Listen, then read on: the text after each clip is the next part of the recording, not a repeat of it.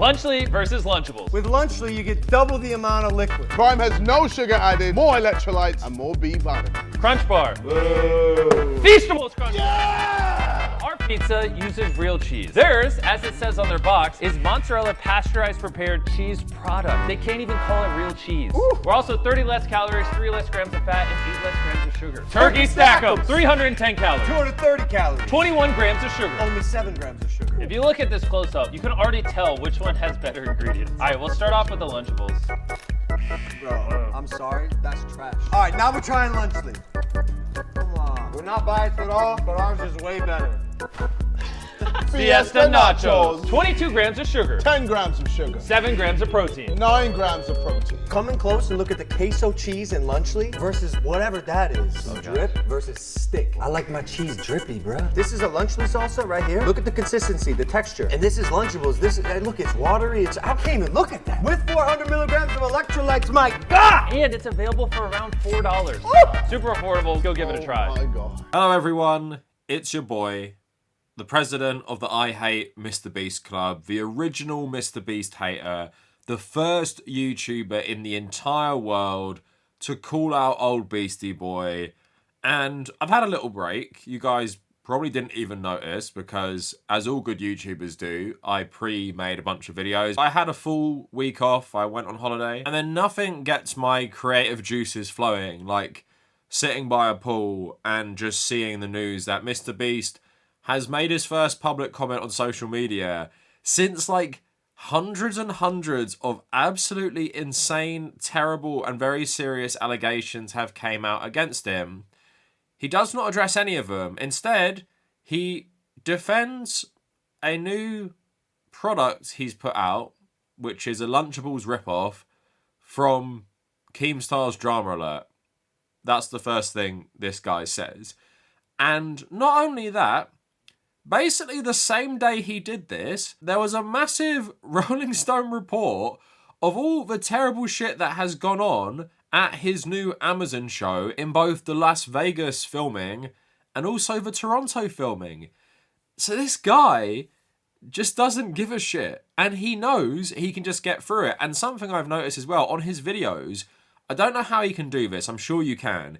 He has basically limited the comments for a long time to basically users who aren't from Western countries. So if you go on a lot of his videos, I'm not sure if it's changed now, but immediately after all these allegations came out, most of the comments were from Russia and India. And basically Beast Industries have been mass deleting any comments that comment on, like, so many of the allegations. There's so many. I didn't even talk about the recent dog pack video.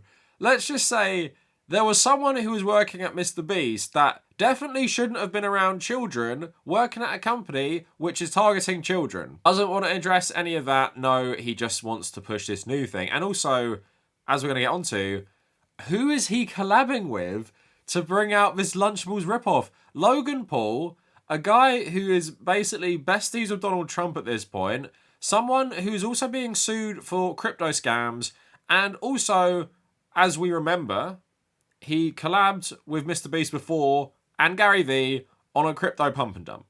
So it seems like Beastie Boy just knows he doesn't even have to apologize, because when your audience are all children, children don't give a shit, for one thing, and also children don't even keep up with this stuff. Like, are children reading the news? No. And children will just watch the YouTube channel. They're not on Twitter. They're not reading Rolling Stone.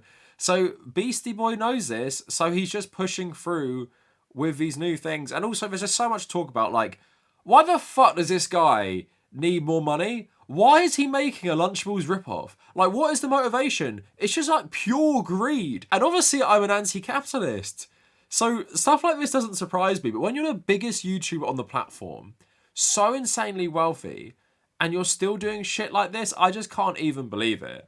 So I want to talk about all this today, and then I want to talk about, like, all the allegations about how poorly him and his company are treating workers on the set of the Beast games, because I spoke about that before because it came out in August about the Las Vegas stuff, but a new report obviously has all the Toronto stuff now. So all of that coming up for you today. Please follow me on social media, mainly on Instagram, but basically on everything, and consider becoming a patron if you want to support this channel, and also if you want to get access to the Discord server and get access to videos early and ad-free, I have turned on YouTube memberships.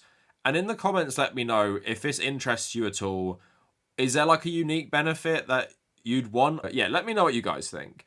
And yeah, let's get into the video. So as the biggest crusader against Mr. Beast, I have shown no mercy to anyone who has defended this guy.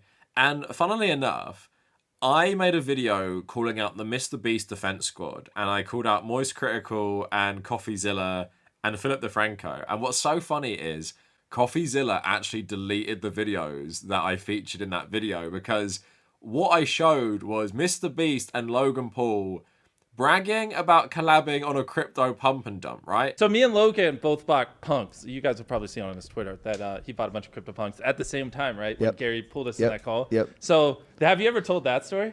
No. Gary V, it's like 11 p.m. just out of nowhere, just calls me and he's like, yo, I got like 30 people to call, hop in. He's like, it'll be the best decision of your life, just get in. I was like, okay. Yeah. And so I just joined the call and I just see like Logan and I don't even know these other people. I don't want to put them on blast. Every heavy hitter you can imagine who's worth $1 billion was on this one call, and Gary V is in the little corner, the little square. He's going, CryptoPunks. It's gonna be huge. It's gonna be the next Facebook. Where all of us were like, okay, Everyone's Gary. judging. I'm texting Logan. And He's I'm like, is Gary lost this his mind. legit? Bro, all of us are like, yo, Gary's nuts. Yo, Gary was right again. Very successful people in this call. And Gary's just like, everyone, here's what you're going to do, and you're going to do it right now. You're all going to buy a bunch of CryptoPunks. I was just so pulled by his like conviction that I bought a bunch. Wait. Yeah, I bought quite a few. How many? I don't want to say, but You have to say, please. bro, you have to say. I bought multiple ones. Yeah. Well, bro, are you in double digits, punks? Double, just shy. Oh, okay, cool. Cool. So Yo, if you had, all right, well, he's imagine he just said 60. No. Three zombies. I bought like 8 of them, and they did pretty good. And any zingers? Any like real special ones? I had some that like whatever 20, 30x. So then I rolled the money into V Friends because Gary, same thing, called me. He's like, V Friends. I was like, but last time I made money, sure. So CoffeeZilla is the anti-scam guy, and he hates scams. But then after this clip went viral on social media, YouTubers like Fillion and myself covered it. CoffeeZilla collabs with Mr. Beast on his channel, like for no reason. And then CoffeeZilla also defended Mr. Beast from the Squid Game stuff. For no reason, I just feel like bringing that up because I didn't talk about that in anything else. But yeah, Mr. Beast and Logan Paul have been long-time collaborators. Logan Paul was featured in many Mr. Beast videos. Logan Paul is obviously a massive piece of shit and is proof that cancel culture never existed in the first place, because if it did, this guy wouldn't have a career. And let me know what you guys think. I'm thinking of making a video about how cancel culture was a massive lie, and it's even more so proven by Mr. Beast, Logan Paul, and like Dr. Disrespect. That might be my next video, but let me know what you guys think. But anyway, these 3 idiots, along with KSI, who I absolutely hate anyway, they've now launched something called Lunchly, because recently there's been controversy about Lunchables. They found, traces of things like lead in it, and obviously Lunchables are just garbage food for children anyway. Like, I'm not hating anyone who grew up in that stuff. I've made videos about food poverty in the US and how the US is uniquely bad for nutrition. But this is why it's so funny, because it's like their angle isn't, let's make a healthy meal for kids. Let's make something that is affordable, and let's do some good in America while making money. We could do that. No, let's actually rip off Lunchables and make a slightly more healthy version which contains Logan Paul and KSI's prime drink in every Lunchable and contains a Mr. Beast chocolate bar. So they launched this the other day. I went on their website. Have a look at this picture. This cracked me up, right? So Mr. Beast famously can't smile. So Logan Paul, very happy with his prime drink. KSI, like, being arrogant. And then here's Mr. Beast on the left. Whoever writes the best comment of what Mr. Beast is thinking in this photo, I'll pin it. But holy shit, like, he definitely isn't having a good time. Did he take this picture when all the allegations came out? He definitely doesn't look like he's still there. But anyway, on the website, it says, brand story. Lunchly is changing the grab-and-go game with an innovative approach that prioritizes quality ingredients and delicious flavors. We're here to fuel your fun from the lunchroom to the break room, by packing every Lunchly box with a prime hydration and a Feastables bar.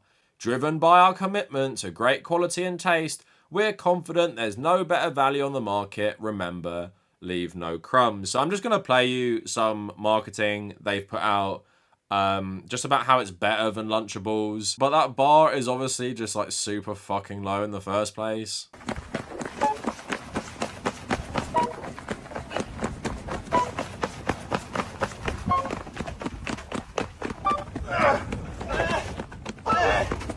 I'm going! Turkey stack 'em. 310 calories. 230 calories. 21 grams of sugar. Only 7 grams of sugar. If you look at this close up, you can already tell which one has better ingredients. All right, we'll start off with the Lunchables. Bro, I'm sorry, that's trash. All right, now we're trying Lunchly. Come on. We're not biased at all, but ours is way better. Fiesta Nachos. 22 grams of sugar. 10 grams of sugar. 7 grams of protein. 9 grams of protein. Come in close and look at the queso cheese in Lunchly versus whatever that is. Drip versus stick. I like my cheese drippy, bruh. This is a Lunchly salsa right here. Look at the consistency, the texture. And this is Lunchables. Look, it's watery. I can't even look at that. With 400 milligrams of electrolytes, my God! And it's available for around $4. Super affordable. Go give it a try. So yeah, the whole angle is basically these are a little better for you than like actual garbage, basically. And I just want to say, I love how quickly Mr. Beast's image has declined and he's not even pretending anymore. So for so many years, the main criticism that I got on my videos was Mr. Beast does everything to make profit to put back into his charities, right? Because he only cares about charity. And then after all these allegations came out, loads of people came out saying, yeah, he lives a really lavish lifestyle. He spends like a fuck ton of money on himself. And now that whole thing is kind of gone, where he's just like, yeah, I'm not doing anything to make the world a better place. I'm just making a Lunchables ripoff for like just myself. I'm just going to make a ton of money because I want to. I'm glad the mask has dropped because I was so sick of that stupid argument that he does anything for like making the world a better place. And that plays into this as well. He's just making more garbage, right? This isn't good for kids. But anyway, I'm not the only person who thought like, just why? Why are they doing this? What is the point? Dan TDM said, what happened to YouTubers, man? I can't not say anything anymore. This is selling stuff for the sake of making money. Simple. How does this benefit their fans? This is selling crap to kids who don't know better than to trust the people who are selling it to them. Do better. I mean, yeah, I totally agree. And because it's such like a naked pursuit of profit, I think even like capitalist simps Mr. Beast can't really defend it because there is no like any kind of silver lining. It's just like, yeah, prey on your child fan base to sell them garbage. Logan Paul replied and he said, I'll tell you what happens to YouTubers. We spent our lives creating content and building our brands. Now we want to build businesses. You don't say anything when Lunchables faces bans for containing lead, but when we create a version, you're upset. Then don't eat it. I mean, you can be upset at both of them. Both of them are garbage. So there you go. I think both are bad for children and they should eat healthier meals, which is important. And also, it's another marketing tactic Mr. Beast originally done with his Feastables chocolate, which Dogpack404 actually talked about in the first video, that he originally marketed it as a healthier alternative and then quickly changed the recipe where it basically was the same. Now, Drama Alert just talked about this. YouTubers are not happy with Mr. Beast, KSI, and Logan Paul's new product. So now remember, nearly 2 months later, after all these allegations of just ripping off and scamming his fans, obviously, this isn't even an allegation. Jake Weddle, one of the former Mr. Beast crew, did a lengthy interview where he said he was put in solitary confinement by Mr. Beast for a challenge and made to do just like absolutely insane crap. And then another Dogpack video came out which just talked about the culture around Mr. Beast, the lack of safeguards about just hiring like the worst fucking people and then firing people who shouldn't have been working there and then rehiring them and putting them in like different positions like it's the fucking Catholic Church. And when I say it's like the Catholic Church, you know what I'm getting at there, but please go watch that third Dogpack video.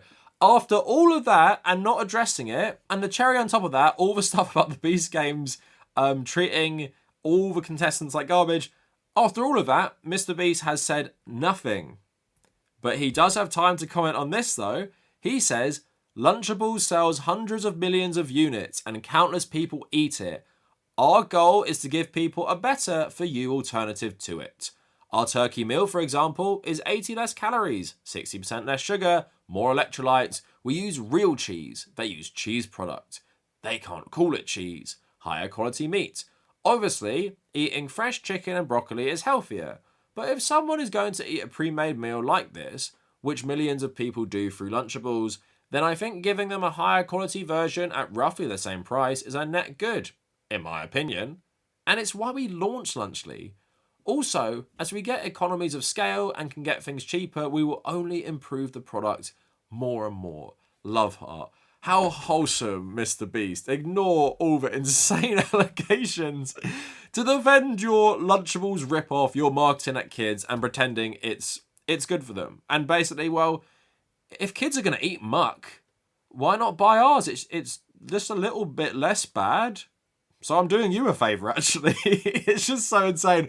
And obviously partnering with people like Logan Paul as well, this man has just given up giving a fuck at all. And it's sad because all his audience are children. This will probably be very, very successful. The only thing I'm glad about is I'm not going to have to watch like Twitter just defend this guy non-stop for years now, because we all know he's a piece of shit, right? And he only cares about both money and his own image, which thankfully has been destroyed and hopefully will get even worse. But this is definitely doing him no favors when he ignores absolutely everything just to comment on Lunchly. So yeah, the balls in this guy to just do this is one thing, but now basically about the same time, this report came out on Rolling Stone by Stephen Assange, a Fyre Fest feeling inside the chaos of Mr. Beast's new reality show. So I covered this in one of my videos. I think I made 3 videos on it in August. And I basically read and played you testimony of people who'd competed at the Las Vegas section of the Beast Games. Now, the Beast Games, or whatever it's going to be called, is an Amazon show. But Mr. Beast has bragged about basically having full control. Like, Amazon, he says, aren't really involved with running it. They're just publishing it on Amazon and they're funding it, right? So he said this as a mark of pride. Yeah, I get to run everything.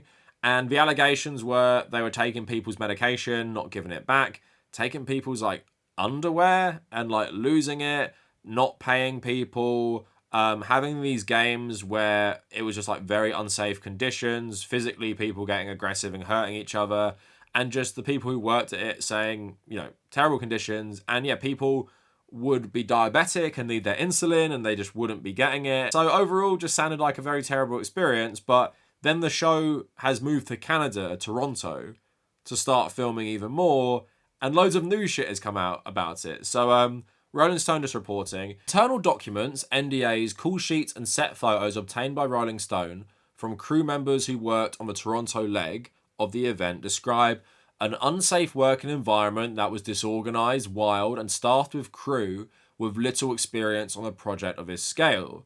But Beast Games has no precedent. It's a Fyre Festival kind of feeling, one crew member who worked in Toronto and left the production early says. There's a reason why this level of production hasn't been attempted before, and it certainly should have never been attempted without people that know what they're doing. At the end of the tarmac at an abandoned airport, a sprawling village was built for Beast Games, manned by about 800 crew, 9 miles from downtown Toronto.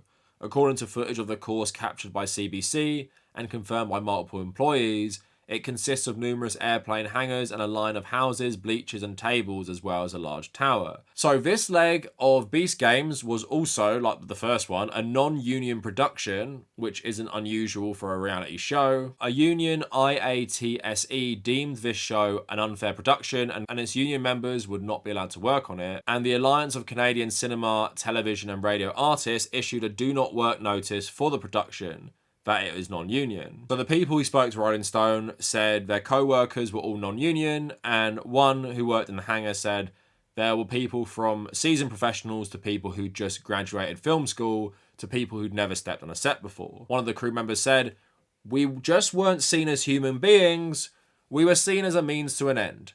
Although luckily this production was able to move forward without any union behind it, it also makes the workers have to fight for their rights." The employees Rolling Stone spoke with described an environment that was fast-paced but loose when it came to safety. Days regularly went past 12 hours, and employees were often tasked with working more than 7 days in a row. 3 crew members described not receiving enough food. One who left the Toronto production early said they received a single scoop of rice on their 15-minute break over a 16-hour shift, and there was either not enough food or they were running out or it wasn't ready on time.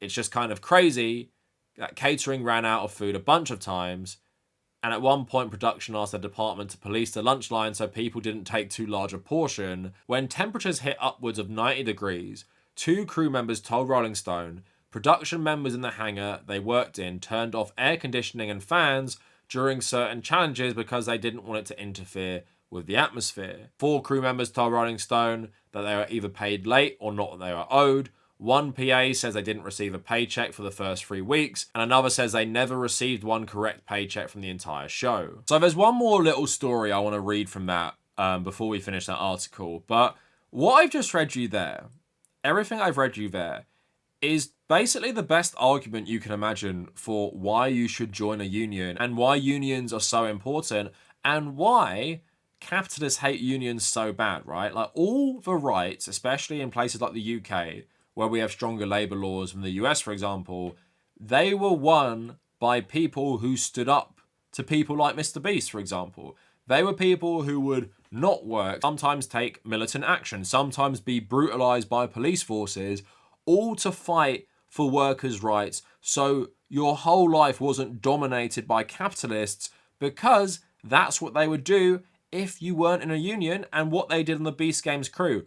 A single scoop of rice on a 16-hour day when you're in like some remote village working on a set, that's how much food you get. Policing the food lines, not paying you properly, not paying you on time, that's what capitalists want to do. They want to just do things inefficiently so they can exploit your labour and basically fuck you over. And anyone who tells you that unions are a scam is an absolute idiot, especially in the entertainment industry, which is well known in America, I'm not sure about Canada, for having a really strong union culture for a reason. And it also gives you the best quality because, as I was saying there, you're having people who have just come out of film school who aren't in a union because they just want their first job probably, right? Or they probably haven't even had time to get into a union. They're working on this thing that needs experts. And that's why you pay more for union labour to make better things and have better safety. But if you don't have the union, you don't have that in effect. And also, if people want to stand up to management, you're going to have so many people who have differing interests and you're not going to get a unified front. I know that from experience, by the way, because as someone who was in a union and no one else was in a union at my old job, I stood up to management without as much fear because I knew I had like lawyers and legal teams on my side where no one else would join with me because they weren't in my union. And this is when I was sent back to the office during COVID, like literally August 2020.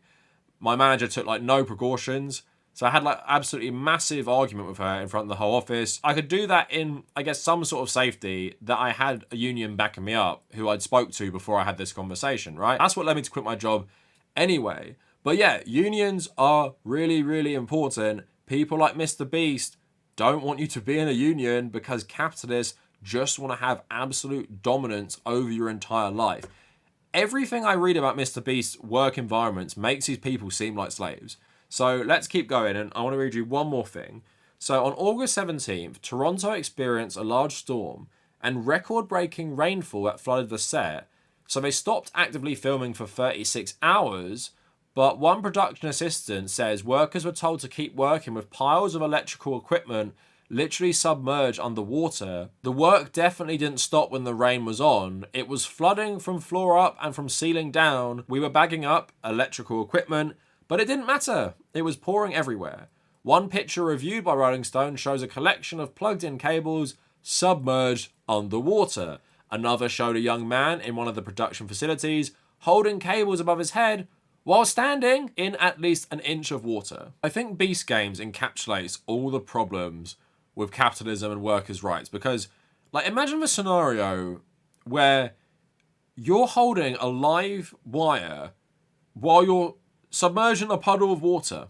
Like, if you drop that, you're going to have serious consequences, perhaps fatal consequences. And because of the non-unionized labour, safety was probably an absolute joke. And also, you have people who don't know what they're doing because they're so inexperienced. So it's such a recipe for disaster, and Fyre Festival is a nice description. People who don't know what the fuck they're doing, and people like Mr. Beast who are completely out of their depth. And also, when you're not using unionised labour, it's so easy to divide and conquer, where people like this, if they're feeling like you've infringed on their basic workers' rights, they're going to have to sue you individually. And they're going to have to pay it out of their own pocket. So, like, they're probably not going to do it. And you know that, so you know you can do insane stuff like make them work through a storm with plugged-in electrical equipment while there's like actual massive puddles all around the set. So again, let me remind you, this just came out. Everything else has come out. There's more stuff that's gonna come out. And all Mr. Beast says is, I'm gonna defend my new product to prey on my child fan base who actually don't give a shit about any of this stuff because they're children, to make as much money as possible. Maybe he sees the writing on the wall. Maybe he's like, this isn't sustainable now because my image is so tarnished. So let me get in quick with my old scam accomplice, Logan Paul, to make as much money as possible before that runs out and I can go stick it in something else and quit YouTube. Maybe. I also just, you know, don't think there's any repercussions anymore for anything. It feels like if you are shameless and famous, you can just do whatever the you want forever. There's like a certain bar, but I still think you have to be the perfect target. So think about like Dr. Disrespect, right? You'd think you couldn't come back after like a month after that stuff, but he's back and he's the second biggest streamer on YouTube. Mr. Beast was making videos straight away after everything, and he's still the biggest YouTuber. Two of the biggest YouTubers, right? So YouTube has a serious problem where they don't give a shit about this either. Like, these people should not be on YouTube. There's stuff on YouTube they can enforce, like these guidelines where your actions outside of YouTube affect your ability to have a platform. And I'm pretty sure Mr. Beast and Dr. Disrespect have both violated that, which should mean their channel should get terminated. Are YouTube going to enforce that? Never in a million years, because these channels make them way too much fucking money. And that is a nice ending point, probably for my next video of, yeah, cancel culture is bullshit and never existed, because if it did, why are the most successful, like, famous people in the online space also absolute scumbags? So that's it for the video. Let me know what you guys think down in the comments, and if you made it this far, thank you for watching.